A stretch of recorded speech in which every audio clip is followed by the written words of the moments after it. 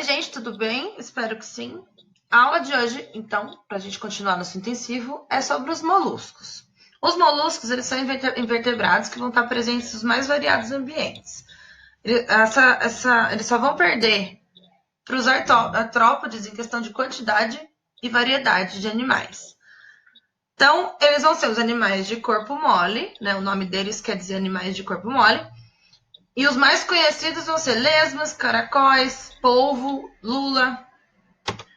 Eles podem... Como característica geral deles, a gente vai ver que eles são animais invertebrados. Eles podem ser terrestres, uma variedade de ambientes, né? Então, eles podem ser terrestres, marinhos, podem ser de água doce, podem ser abissais, que moram no fundo do oceano. Mas, predominantemente, eles são marinhos. A maioria deles é protegido por conchas. Essa concha, ela pode ser interna, externa no caso do caracol, ela pode ser ausente no caso de lesmas, e ela pode ser interna no caso das lulas. Esses animais também vão apresentar simetria bilateral, igual os nemateumintos e os plateumintos que a gente viu nas aulas anteriores. Eles são protostômios, que eu também comentei isso na aula passada, que eles, no desenvolvimento embrionário, ele desenvolve primeiro a boca, depois o ânus. Eles são triblásticos, então eles vão apresentar no desenvolvimento embrionário também a endoderme, ectoderme e a mesoderme. Tem 3 folhetos embrionários. E eles também vão ser celomados. Vão ter a cavidade celomática. As características anatômicas desses animais, eles vão ser divididos, né? O corpo deles vai ser dividido em pé, cabeça e massa visceral. Na cabeça a gente vai encontrar os órgãos do sistema nervoso e na massa visceral vamos ter sistemas fisiológicos, né? O sistema circulatório, o sistema respiratório, o sistema excretor, por aí vai. E nessa massa visceral a gente vai encontrar também o manto. O manto, ele é uma camada logo abaixo da concha que ele vai produzir essa concha, né? Uma camada assim, em cima da massa visceral que ele vai produzir essa concha. Então, de acordo com que o molusco vai crescendo, esse manto vai produzindo mais substância calcária, né? Porque a concha é feita uma concha calcária. E vai produzindo e essa concha vai crescendo junto com o molusco. A anatomia desses animais ela é bem diversificada. Então, a gente vai ter... Porque a gente tem vários tipos de animais, né? Tanto terrestre quanto aquático. Então, essa variedade vai proporcionar uma anatomia bastante diversificada.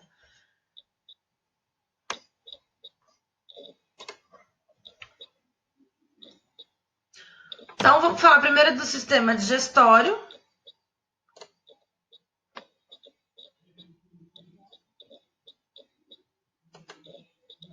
O sistema digestório desses animais, ele vai ser completo. Então, ele vai apresentar a boca e o ânus.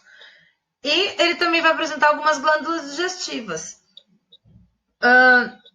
Esses animais também possuem rádula, com exceção dos bivalves, que a gente vai ver a classificação depois. Então, os bivalves eles são animais marinhos, que eles se alimentam através da filtração de fitoplâncton e nutrientes que estão suspensos na água. Então, nesse caso, ele não vai precisar de rádula, porque a rádula ela é como se fosse uma língua raspadora. Essa língua ela serve para ajudar a captura do alimento, né? E a digestão.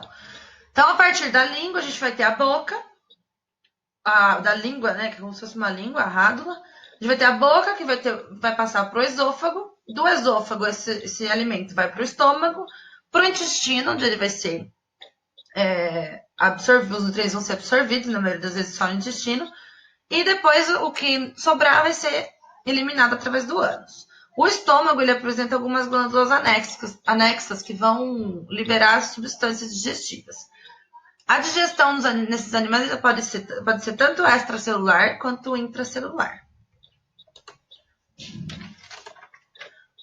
O sistema circulatório desses animais pode ser de duas maneiras. Ela pode ser aberto, que aí no sistema aberto o sangue vai circular em parte nos vasos sanguíneos, né? Mas aí ele vai sair para espaços que vão ser chamados de hemocélies. É nessa hemocélie que vai acontecer o transporte dos nutrientes. Então o sangue ele sai dos vasos sanguíneos em alguns momentos. Quem tem esse tipo de circulação são os gastrópodes e os bivalves. E alguns cefalópodes. Mas aí, nos cefalópodes, a gente vai ter a presença do sistema circulatório fechado. Que aí, nesse caso, o sangue não sai dos vasos em momento... O sangue não, né? O líquido não sai dos vasos. A gente vai ter a hemocianina como pigmento, então o sangue, o sangue, né, desses animais vai ser azulado. Alguns vão apresentar hemoglobina já, mas poucos cefalópodes. E esses animais também vão possuir coração na parte posterior. Esse coração ele serve para bombear o sangue. Então, os animais que vão ter essa circulação fechada, eles tendem a ser menores. Por quê? Porque o coração ele não consegue bombear o sangue para muito longe quando os vasos sanguíneos, quando a circulação não acontece apenas nos vasos sanguíneos. Então, os animais são menores, os que têm esse tipo de circulação. Percebe-se que, então, que os cefalópodes eles são maiores do que os bivalves e os gastrópodes. O próximo sistema que a gente vai ver é o sistema respiratório. O sistema respiratório ele vai ser pulmonar nos animais terrestres, então nos gastrópodes, né? Ela vai ser cutânea na lesma. E nos animais marinhos e de água doce, ele vai ser branquial. Então, os bivalves e cefalópodes, eles têm a respiração branquial.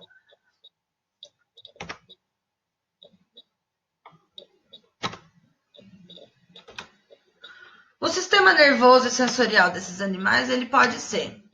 Ele vai ser ganglionar em todos os casos, né? Mas ele é bastante desenvolvido, principalmente dos cefalópodes, que vão ter um gânglio bem desenvolvido, que vai ser semelhante a um cérebro. Os cefalópodes, eles também têm um sistema sensorial muito eficiente. E esse sistema sensorial, nos moluscos em geral, ele é bem variado. A maior parte dos moluscos vai possuir uma estrutura que se chama estatocisto. Essa estrutura tem a capacidade de perceber sutis mudanças no ambiente e vai localizar também a posição desse animal. Ele vai conseguir se localizar no ambiente por causa dessa estrutura. Alguns animais, como os polvos, eles vão ter olhos bem desenvolvidos, parecidos com dos vertebrados. Esses cefalópodes também eles vão ter terminações nervosas nos seus tentáculos, que vai permitir sua movimentação mais rápida e a captura de presa e várias outras funções. O sistema excretor desses animais ele vai se localizar na cavidade celomática e ele é feito através nos nefrídeos, que é um órgão, né, responsável por filtrar esse líquido da circulação e o líquido celomático. E também vai ser responsável pela eliminação das excretas nitrogenadas. O que acontece? O sangue e o líquido celomático eles vão entrar pelo nefróstoma. O nefróstoma é a abertura em forma de funil que fica dentro do organismo, que é onde eles vão passar, né? Eles vão entrar a partir daí. E aí vai passar por todo o nefrídeo até que a excreta vai ser eliminada a partir da abertura exterior do nefrídeo. Os cefalópodes eles vão ter esse sistema excretor mais desenvolvido do que as outras classes. Então, os nefrídeos dos cefalópodes são bem organizados e a espécie, então, ela vai ter uma espécie de rim primitivo. A reprodução desses animais vai acontecer de várias maneiras, é bem variada os tipos de reprodução. A gente vai ter os gastrópodes, que eles vão ser dioicos, a maioria deles é dioicos, existem espécies hermafroditas, mas a maioria é dioica, que existe a fêmea e o macho. A fecundação também, na maioria das vezes, vai ser interna, que acontece dentro do organismo da fêmea, normalmente, né? E o desenvolvimento desses animais é direto. Ou seja, a hora que nasce, ele vai nascer já um indivíduo igual o grande, só que menor. Não tem passagem por fase larval. Os bivalves, eles podem ser chamados também de pelecípodes, né? E eles são dioicos, eles fazem a fecundação externa no meio, né? Que no caso é a água. E o desenvolvimento deles é indireto, eles vão apresentar uma larva. A larva, normalmente o nome dela é trocófora, e alguns apresentam 2 tipos de larva, que após a trocófora ela vai se desenvolver em uma larva Veliger, é o nome dela. Mas nem todos têm essa larva, normalmente é só a trocófora. E o desenvolvimento, então, é indireto, porque tem a presença de larva.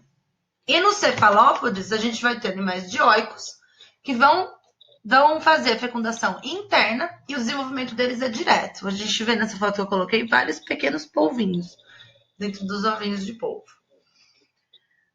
E por último, eu vou falar para vocês da classificação desses animais. O primeiro, ele tem várias classes, mas as principais eu vou falar para vocês, que são os gastrópodes, os bivalves e os cefalópodes. Existem outras, mas os mais importantes para vocês saberem são essas 3, os mais complexos. Os gastrópodes são os caracóis, as lesmas e os caramujos, são esses animais. Eles tem alguns de água doce, mas a maioria deles é terrestre.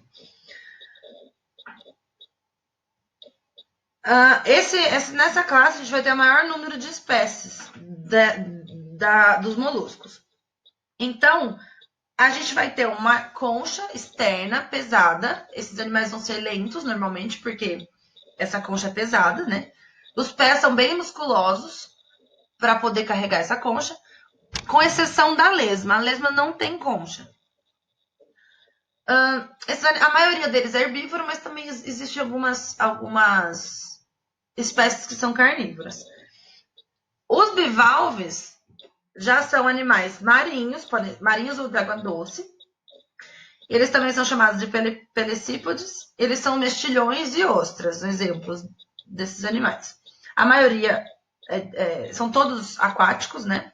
E eles são chamados de bivalves porque eles são formados por 2 válvulas que elas abrem e fecham. Então, elas têm esse mecanismo de se abrir e fechar para proteção, tanto de mudança de pressão quanto predador.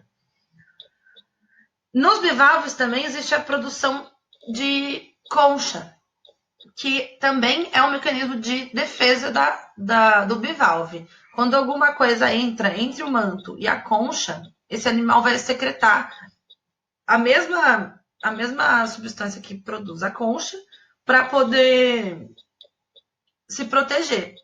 E depois de muito tempo secretando essa substância, ele vai se formar a concha. Existem lugares onde eles produzem a concha, né? Eles têm como se fossem plantações de ostras, né? Mas é para produção de concha, de pérola. Esses animais também são filtradores. Eles se alimentam principalmente de fitoplâncton e nutrientes de suspensão na água. Ele é a classe com maior importância econômica, porque eles têm alimento, não que as outras não tenham, tá? No caso, tem alguns. Mas é produção de alimento e produção de pérola também. Existem outras classes, como eu falei para vocês, como a monoplacófora, que elas são constituídas de uma placa só, a concha, e a poliplacófora, que também é constituída de várias placas de concha, e tem a aplacófora também. Mas as mais importantes, eu não vou entrar em detalhes nessas classes, a gente vai falar só dessas 3 mesmo. Então, gente, por hoje é só. Espero que vocês tenham gostado e entendido. E até a próxima aula. Muito obrigada. Tchau, tchau.